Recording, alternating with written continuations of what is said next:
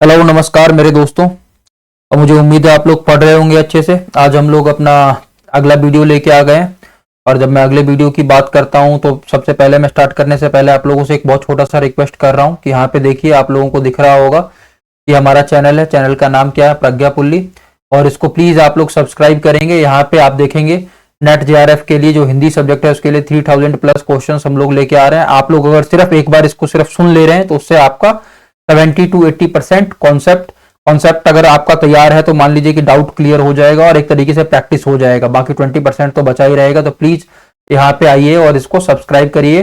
Subscribe करेंगे तो बहुत ज्यादा सपोर्ट मिलेगा और बेल आइकन जरूर दबाइएगा। चलिए मैं आता हूँ क्वेश्चन पे सीधा, ज्यादा टाइम नहीं लेते हुए। तो सबसे पहले देखिए मेरा पहला क्वेश्चन क्या है, मैं देखता हूं तो क्या लिखा है। महाप्रभु वल्लभाचार्य के शिष्यों का वृत्तांत इस ग्रंथ में है। यहाँ पे 4 ग्रंथों के नाम दिए गए हैं, ठीक है। 252 वैष्णव की वार्ता, भक्तमाल 84 वैष्णव की वार्ता या वचनामृत। तो इसका करेक्ट आंसर क्या हो जाएगा? तो पहले का करेक्ट आंसर हो जाएगा सी, ठीक है। उसके बाद दूसरा क्वेश्चन क्या है, काशी में हम प्रकट भये रामानंद चिताए, किसकी पंक्ति है? तो ये पंक्ति किसकी है जल्दी से बताइए। काशी में हम प्रकट भये रामानंद चिताए, तो ये पंक्ति किसकी कही गई है? ये सबसे पहले पंक्ति किसकी हो जाएगी? कबीर की, ठीक है। और उसके बाद तीसरे क्वेश्चन पे मैं आता हूं। तीसरा क्वेश्चन क्या लिखा है, रासो शब्द की उत्पत्ति रासायन के से किसने मानी है? तो रासो शब्द की उत्पत्ति के बारे में तीसरे का करेक्ट आंसर क्या हो जाएगा जल्दी से बताइए। तो करेक्ट आंसर हो जाएगा इसका सी, रामचंद्र शुक्ल, ठीक है। उसके बाद मैं चौथे क्वेश्चन पे आता हूं। तो चौथे क्वेश्चन पे मैं आता हूं। तो चौथा क्वेश्चन क्या लिखा है, लक्षण ग्रंथ का अर्थ है। लक्षण ग्रंथ का अर्थ क्या है जल्दी से बताइए। 4 ऑप्शन दिए गए हैं। चौथे का करेक्ट आंसर क्या हो जाएगा? काव्यांग विवेचन, ठीक है। लक्षण ग्रंथ का करेक्ट आंसर क्या हो जाएगा? काव्यांग विवेचन। पांचवा क्वेश्चन देखिए, निम्नलिखित कवियों में रीति सिद्ध कौन है? 4 विकल्प फिर दिए गए हैं। तो करेक्ट आंसर क्या हो जाएगा पांचवे का आपका? रीति सिद्ध कवि कौन है जल्दी बताइए। बिहारी, बिहारी रीति सिद्ध कवि है, ठीक है। अगला प्रश्न क्या बोला गया, अगला प्रश्न देखिए ध्यान से, क्या लिखा है, अनुमतिवाद के प्रतिष्ठाता कौन है? तो करेक्ट आंसर क्या हो जाएगा छठे का? करेक्ट आंसर क्या हो जाएगा जल्दी से बताइए। करेक्ट आंसर हो जाएगा इसका, करेक्ट आंसर हो जाएगा छठे का शंकुक, ठीक है। शंकुक अनुमितिवाद के प्रतिष्ठाता है, ठीक है ना। इसमें आपको कोई डाउट नहीं होना चाहिए। चलिए 7वें क्वेश्चन पे बढ़ते हैं। तो 7वां क्वेश्चन क्या है हमारा, देखिए 7वां क्वेश्चन क्या है,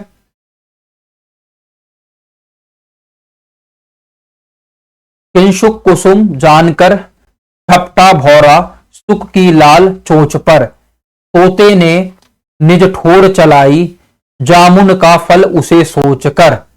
यह में कौन सा अलंकार है? यहां पे आपको रचना दिया गया है, ठीक है। इसमें से अलंकार कौन सा है करेक्ट बताइए। इसका आंसर क्या हो जाएगा 7वें का? डी, ठीक है, भ्रांतिमान। चलिए अगले पे बढ़ते हैं। अगला प्रश्न क्या है हमारा, बाकी 3 अलंकार के नाम दिए गए हैं तो तीनों अलंकार को देख लीजिएगा। तीनों अलंकार क्या है, कहां पे प्रयोग में आते हैं, तो ये चीज आपको मालूम होना चाहिए, है ना। 8वां क्या है, काव्य अलंकार के रचयिता है। काव्य अलंकार एक क्या है, ग्रंथ है।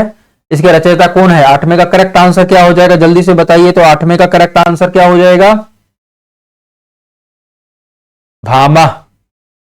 चलिए अब अगला प्रश्न क्या है, अगला प्रश्न है, निम्नलिखित में से कौन सी भारोपीय परिवार की भाषा नहीं है? भारोपीय परिवार की भाषा कौन सी नहीं है यहां पे बोला है, तो कौन सी भाषा नहीं है यह आपको बताना है, जल्दी से बताइए। 9वें का करेक्ट आंसर क्या हो जाएगा? सी, मलयालम, है ना। ये किस परिवार की है यह आपको मालूम होना चाहिए। कहां की है भाषा? मलयालम, द्रविड़ भाषा परिवार की। चलिए 10वें क्वेश्चन पे आते हैं। तो 10वां क्या है, ब्रज भाषा कहां बोली जाती है? तो करेक्ट आंसर क्या हो जाएगा? 4 ऑप्शन दिए गए हैं, जल्दी से बताइए। 10वें का करेक्ट आंसर क्या है? मथुरा वृंदावन, ठीक है।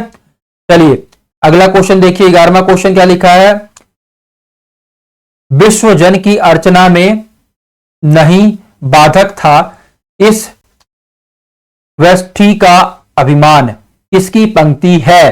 तो 11वीं का करेक्ट आंसर क्या हो जाएगा जल्दी से बताइए। 11वीं का करेक्ट आंसर क्या हो जाएगा?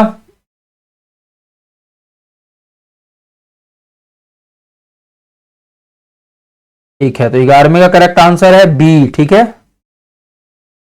अज्ञेय, अज्ञेय का पूरा नाम आप लोग को मालूम होना चाहिए। चलिए अब अगले प्रश्न पे बढ़ते हैं हम। अगला प्रश्न क्या है, मतवाला के संपादक कौन है? तो मतवाला के संपादक कौन है, जल्दी से बताइए। तो इसका करेक्ट आंसर हो जाएगा ई, ठीक है, निराला। फिर अगला प्रश्न देखिए, अगला प्रश्न क्या है, साखी किसका संकलन है? जल्दी से बताइए, साखी संकलन किसका है?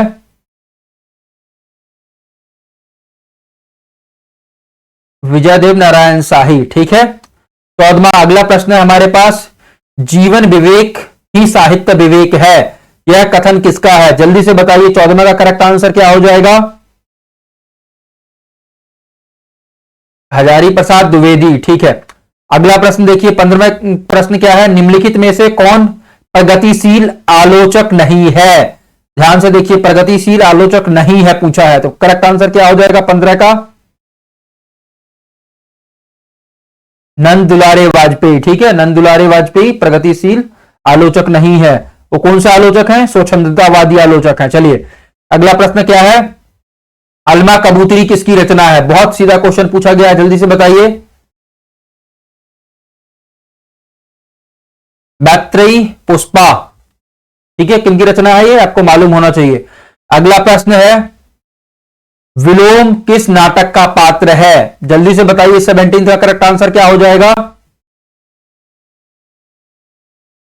आषाढ़ का एक दिन, ठीक है। चलिए अगले प्रश्न पे बढ़ते हैं। अगला प्रश्न क्या है, हिंदी भाषा की उत्पत्ति हुई है, ठीक है, फिर 4 विकल्प दिए गए, हिंदी भाषा की उत्पत्ति किससे हुई है? जल्दी से बताइए।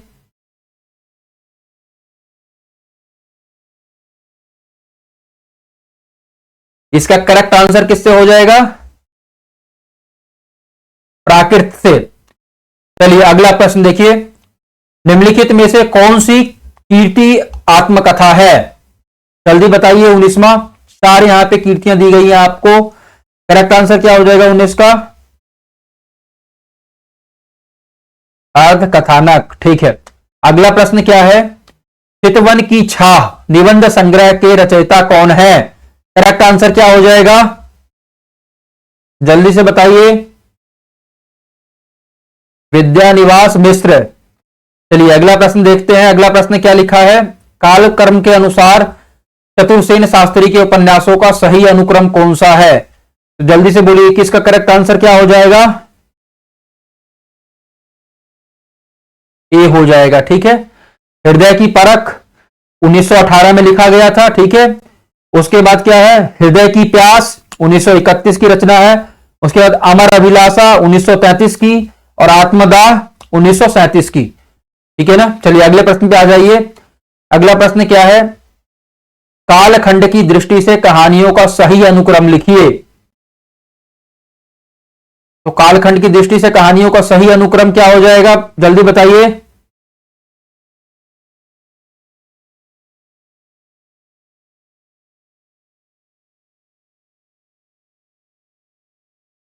करेक्ट आंसर क्या हो जाएगा इसका? बी, ठीक है ना।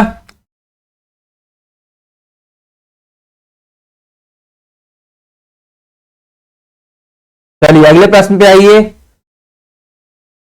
क्वेश्चन नंबर 23, इधर देखिएगा दूसरी तरफ, निम्नलिखित नाटकों का सही अनुक्रम कौन सा है? फिर से आपको अनुक्रम पूछा गया, 23 का करेक्ट आंसर क्या हो जाएगा? जल्दी से बताइए। डी, ठीक है। भारत दुर्दशा कब लिखा गया था? 1880। और उसके बाद राजश्री 1915, कोणार्क 1951, और सबसे अंत में खजुराहो का शिल्पी, ठीक है। चलिए अगला प्रश्न क्या है, कालक्रम अनुसार ग्रंथों का सही अनुक्रम क्या है? फिर से वही चीज पूछा गया, 24वें का करेक्ट आंसर क्या हो जाएगा? जल्दी से बताइए। बी, ठीक है।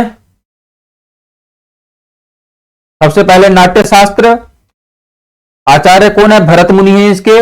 उसके बाद क्या कौन सा आ जाएगा? काव्यालंकार, सूत्रवृत्ति वामन के द्वारा लिखा गया है। उसके बाद क्या है? 10 रूपक, ठीक है। और अंत में क्या आ जाएगा? काव्य प्रकाश।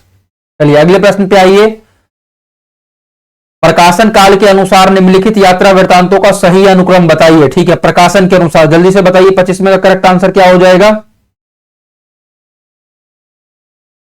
डी, अरे यायावर रहेगा याद। ठीक है, अज्ञेय की रचना है, कब लिखा गया? 1953 में। उसके बाद देश विदेश किसकी रचना है? दिनकर की है। उसके बाद हस्ते निर्झर दैत्य भट्टी विष्णु प्रभाकर की रचना है। और अंत में तंत्रालोक में से यंत्रालोक तक, ठीक है, नागेंद्र की रचना है। चलिए अगले प्रश्न पे आते हैं। अगला प्रश्न क्या है? निम्नलिखित रचनाकारों का सही अनुक्रम निर्धारित कीजिए। ठीक है, तो यहां पे जल्दी से बताइए 26 का करेक्ट आंसर क्या हो जाएगा? पहला ही हो जाएगा, भगवती चरण वर्मा, उसके बाद बच्चन, उसके बाद अज्ञेय और अंत में नरेंद्र शर्मा। ठीक है, चलिए अगले प्रश्न पे आते हैं। ज्ञानपीठ पुरस्कार प्राप्त रचनाकारों का सही क्रम लिखिए। तो 27वें का करेक्ट आंसर क्या हो जाएगा?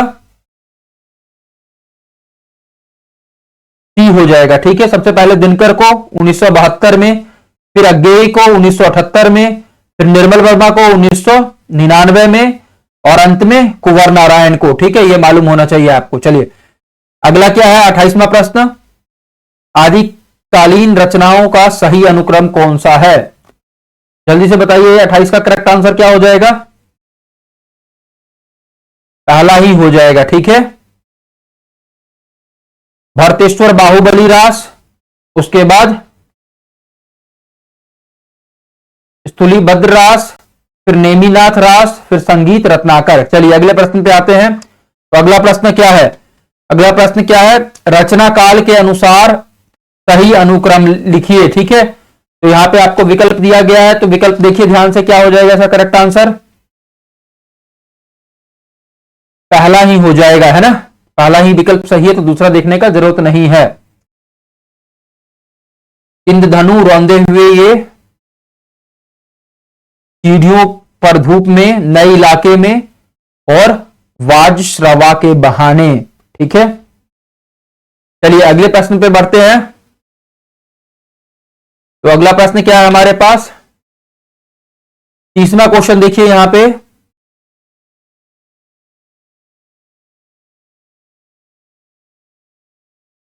काव्य लक्षण और उनके प्रतिष्ठापकों का सुमेल करना है आपको, है ना?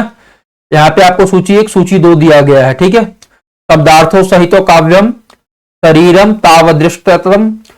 ठीक है, उसके बाद क्या लिखा है? रमणीयार्थ प्रतिपादक शब्द काव्यम। और उसके बाद क्या लिखा है? वाक्यम रसात्मकम काव्यम। अब यहां पे मिलान करना है, तो करेक्ट विकल्प क्या हो जाएगा 30वें का?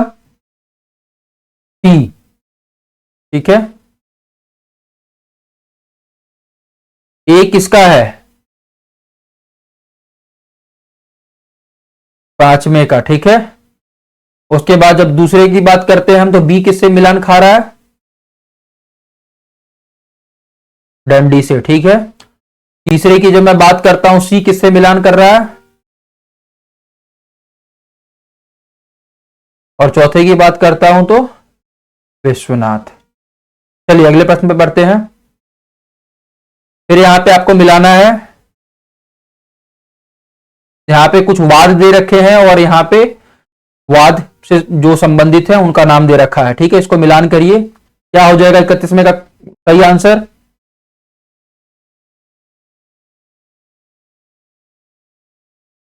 डी हो जाएगा। ठीक है, अभिव्यंजनावाद किसका है? जल्दी से बताइए। रोचे। ठीक है, और उसके बाद क्या लिखा है?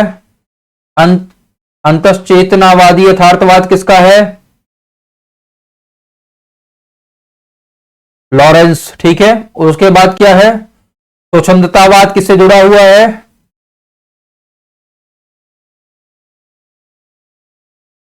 वर्ड्सवर्थ। ठीक है, उसके बाद संप्रेषण, संप्रेषण का संबंध किससे है? रिचर्ड्स। चलिए आगे बढ़ते हैं। 32वां देखिए आप।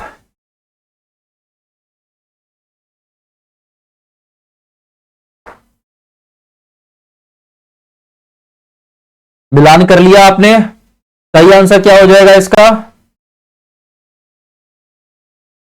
32वें का करेक्ट आंसर हो जाएगा सी। ठीक है, निबंधकार और उनकी कीर्तियां हैं, तो सबसे पहले देखेंगे कुबेरनाथ राय। कुबेरनाथ राय की कीर्ति कौन सी है, जल्दी से बताइए।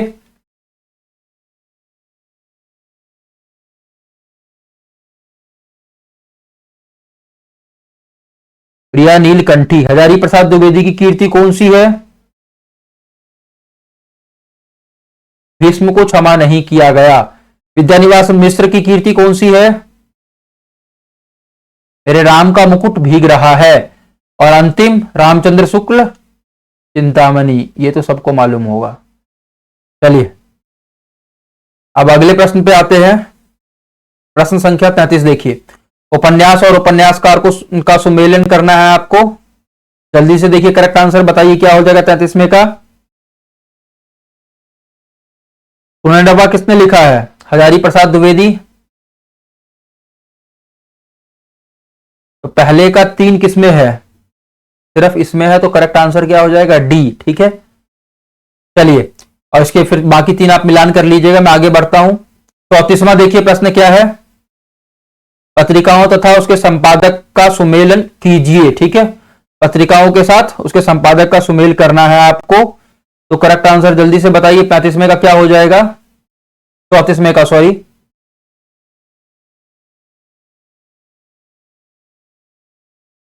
जल्दी से बताइए 34वें का करेक्ट आंसर क्या हो जाएगा? करेक्ट आंसर हो जाएगा इसका बी। ठीक है, तो यहां पे आपको दिख रहा है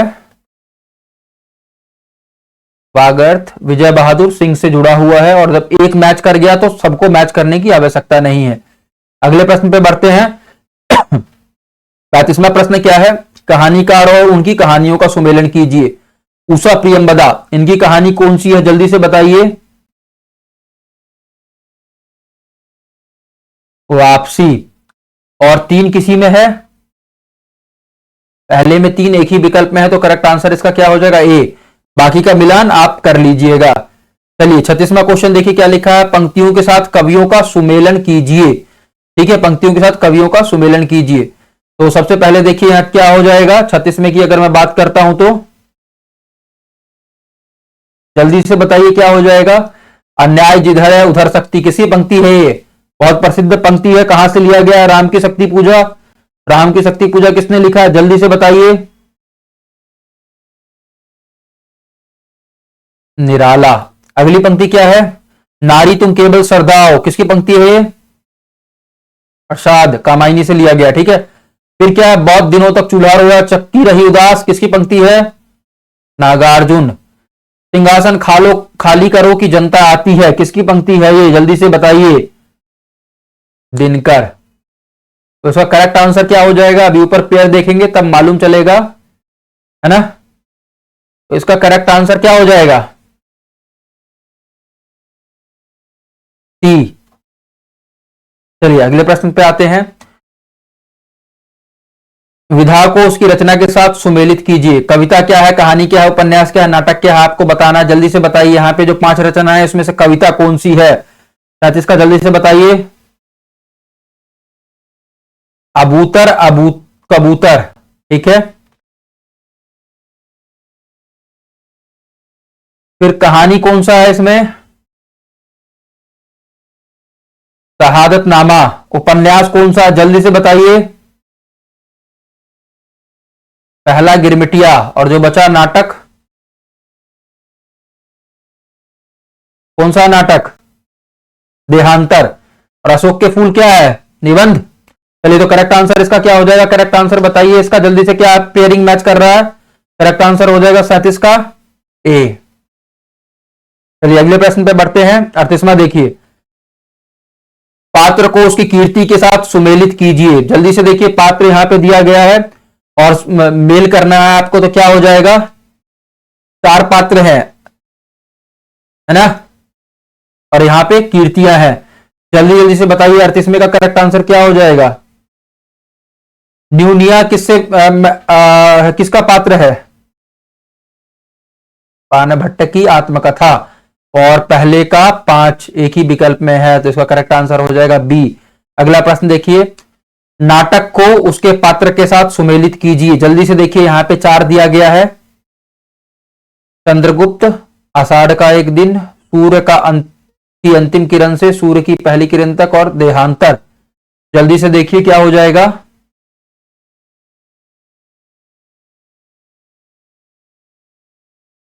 चंद्रगुप्त का सिंहरण है ना, तो ए का 4 किसी में है, एक में ही है, तो करेक्ट आंसर इसका क्या हो जाएगा, करेक्ट आंसर हो जाएगा बी। चलिए अगले प्रश्न पे बढ़ते हैं। तो 40वां क्वेश्चन यहां पे देखिए, स्थापना और तर्क आपको दे रखा है, अभिकथन और तर्क आपको बताना है सही क्या है गलत क्या है। ठीक है, क्या है देखिए, आंतरिक संवेद्य भावों की रसाग्राही अभिव्यक्ति कविता है। अब कारण क्या बोलता है, क्योंकि कविता लोक रंजन से जुड़ी है। जल्दी बताइए 40 का करेक्ट आंसर क्या हो जाएगा। 40 का करेक्ट आंसर हो जाएगा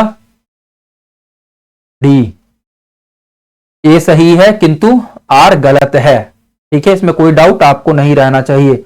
आर का मतलब क्या है, आर का मतलब है कारण और ए का मतलब है स्थापना। अगला प्रश्न देखिए क्या बोलता है, दंडकोप का ही एक विधान है, क्योंकि दंड से कोप शमन होता है। तो 41वें का करेक्ट आंसर क्या हो जाएगा, बी, दोनों सही है। ठीक है, देखिए 42वां क्वेश्चन देखिए जल्दी से, क्या बोला गया 42वें क्वेश्चन में, श्रद्धा का मूल तत्व है दूसरों का महत्व स्वीकारना। कारण क्या बोला गया है, क्योंकि स्वार्थियों और अभिमानियों के हृदय में श्रद्धा टिक सकती है। तो 42 का करेक्ट आंसर क्या हो जाएगा, डी। ठीक है, स्थापना सही है किंतु कारण गलत है। 43 देखिए, सबसे मधुर या रसमयी वागधारा वही है जो करुण प्रसंग लेकर चले। ठीक है, और तर्क क्या है, कविता में करुण प्रसंग अनिवार्य है। तो 43 का करेक्ट आंसर क्या हो जाएगा, जल्दी से बताइए, ए। ठीक है, स्थापना सही है किंतु कारण गलत है। चलिए 44 अगर मैं देखता हूं तो 44 में क्या बोला गया है, प्रेमचंद ने साहित्य में मनुष्य के स्वत्व का अन्वेषण किया है।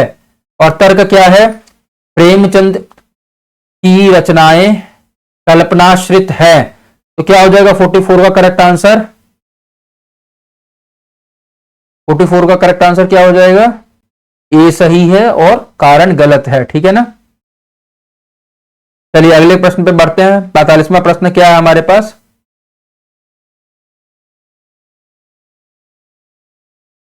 देखिए जल्दी से,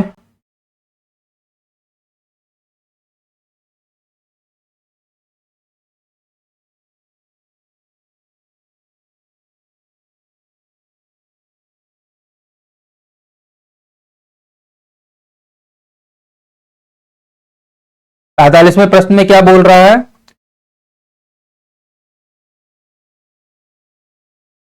कबीर क्रांतिकारी कवि हैं। ठीक है, वीर और ओज उनकी कविता के मुख्य स्वर हैं। अब ध्यान से देखिएगा, क्या सही विकल्प हो जाएगा इसका 45वें का, जल्दी से बताइए 45वें का सही विकल्प क्या हो जाएगा।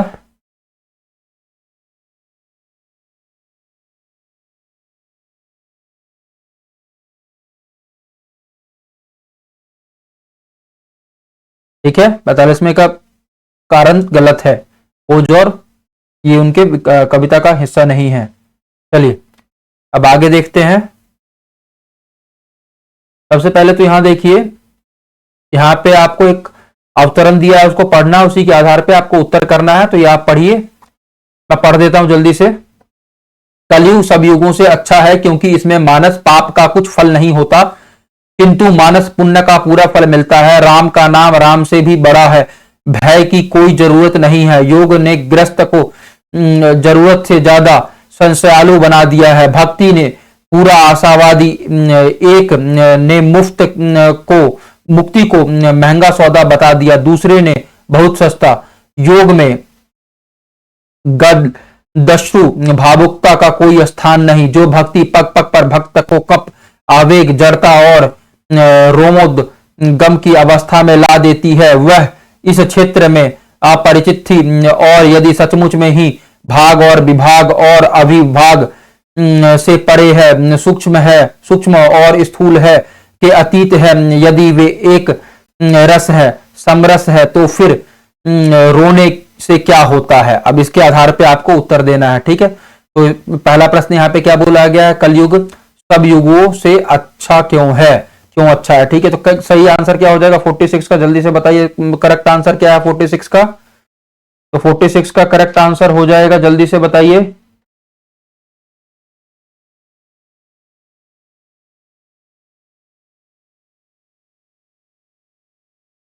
डी, ठीक है। इसमें मानस पुण्य का फल मिलता है इसीलिए। अगला क्या है? भक्ति ने मुक्ति को क्यों सस्ता बना दिया है? तो 47 का करेक्ट आंसर क्या हो जाएगा? बी, ठीक है ना। भक्ति की दृष्टि में मुक्ति का कोई महत्व नहीं है, ठीक है। अगला प्रश्न देखिए, योग में गलदस्यु भावुकता को क्यों स्थान नहीं है? 48 का करेक्ट आंसर क्या हो जाएगा? बी, योग में भावना को स्थान नहीं है, ठीक है ना। 49 क्या बोला गया है? योग और भक्ति ने ग्रस्त को किस रूप से प्रभावित किया है? तो 49 का करेक्ट आंसर क्या हो जाएगा? बी, भक्ति में समरसता है, योग में दुष्करता है। परम तत्व क्या है? 50वां अंतिम क्वेश्चन है, क्या बोला गया है? परम तत्व क्या है? जल्दी से बताइए। तो आंसर क्या हो जाएगा? बी, वह विभाग अविभाग से परे है। तो यहां पे हमारा एक 50 क्वेश्चन का सेट खत्म होता है। मैं आप लोगों से रिक्वेस्ट करता हूं, बहुत छोटा सा रिक्वेस्ट कर रहा हूं कि प्लीज आप लोग चैनल को सब्सक्राइब करिएगा। यहां पे जो आपको 220 दिख रहा है, ये संख्या 220 का दिख रहा है आपको, ये देखिए, इस 220 को आप चेंज करवाइए, इसको जल्दी से जल्दी 300 पार करवाइए, ताकि हम लोग इसी तरीके से नया सीरीज लेके आए। जल्दी से आप लोग यहाँ पे सब्सक्राइब करिए, और अगर अच्छा लग रहा है तो बताइए, हम लोग कंटिन्यू लेके आएंगे। जल्दी से आपका जो नेट जेआरएफ का मिशन है ये पूरा हो, हम लोग भी चाह रहे हैं। इस 220 को चेंज करिए। ऑल दी बेस्ट, तब तक के लिए पढ़ते रहिए। मिलते हैं अगले सीरीज के साथ, तब तक के लिए बेस्ट ऑफ लक, बाय।